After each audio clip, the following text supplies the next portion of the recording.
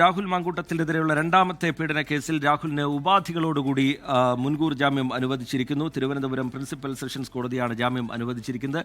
ഷഫീദ് റാവുത്തർ വിവരങ്ങളുമായി ചേരുന്നുണ്ട്. ഷഫീദ്, വിവരങ്ങൾ. ഷഫീദ്, അർജിത്ത്, അതായത് 23 വയസ്സുകാരിയായി ബാംഗ്ലൂരിൽ വിദ്യാഭ്യാസ ആവശ്യത്തിന് ഇപ്പോൾ നിൽക്കുന്ന പെൺകുട്ടി നൽകിയ പരാതിയിലാണ് രണ്ടാമതും രാഹുലിനെതിരെ ബലാത്സംഗ കുറ്റമടക്കമുള്ള കാര്യങ്ങൾ ചുമത്തി കേസെടുത്തത്. ഈ കേസിലാണ് ഇപ്പോൾ തിരുവനന്തപുരം പ്രിൻസിപ്പൽ സെഷൻസ് കോടതി ഇപ്പോൾ മുൻകൂർ ജാമ്യം അനുവദിച്ചിട്ടുള്ളത്. കർശന ഉപാധികളോടുകൂടിയാണ് മുൻകൂർ ജാമ്യം അനുവദിച്ചിട്ടുള്ളത്.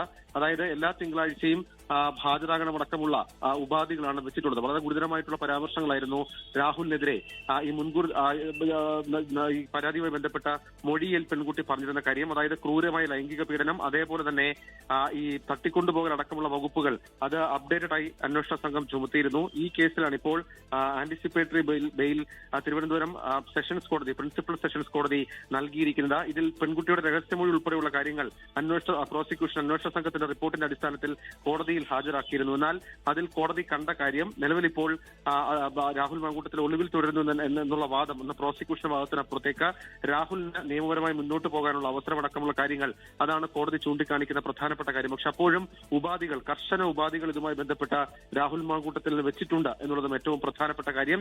കഴിഞ്ഞ കേസിൽ, അതായത് ഭ്രൂണഹത്യ ബലാത്സംഗ കേസിൽ, ആദ്യ കേസിൽ പ്രിൻസിപ്പൽ സെഷൻസ് കോടതി മുൻകൂർ ജാമ്യം തള്ളുകയും അതിനുശേഷം ഹൈക്കോടതിയിൽ പോയി നോട്ട് അറസ്റ്റ് അടക്കമുള്ള കാര്യങ്ങൾ രാഹുൽ മാങ്കൂട്ടത്തിൽ വാങ്ങുകയും തേടുകയും ചെയ്തിരുന്നു. എന്നാൽ ഈ സാഹചര്യത്തിൽ അതടക്കമുള്ള കാര്യങ്ങൾ പ്രതിഭാഗം കോടതിയിൽ ഉന്നയിച്ചു എന്നുള്ളതാണ് ഏറ്റവും സുപ്രധാനമായിട്ടുള്ള കാര്യം. ഇതിന്റെ കൂടി അടിസ്ഥാനത്തിലെ വാദങ്ങൾ അത് പരിഗണിച്ചുകൊണ്ടാണ് തിരുവനന്തപുരം പ്രിൻസിപ്പൽ സെഷൻസ് കോടതി ഇപ്പോൾ ഉപാധികളോടുകൂടി രാഹുൽ മാങ്കൂട്ടത്തിന് മുൻകൂർ ജാമ്യം നൽകിയത് എന്നുള്ളതാണ് ഏറ്റവും പ്രധാനപ്പെട്ട കാര്യം.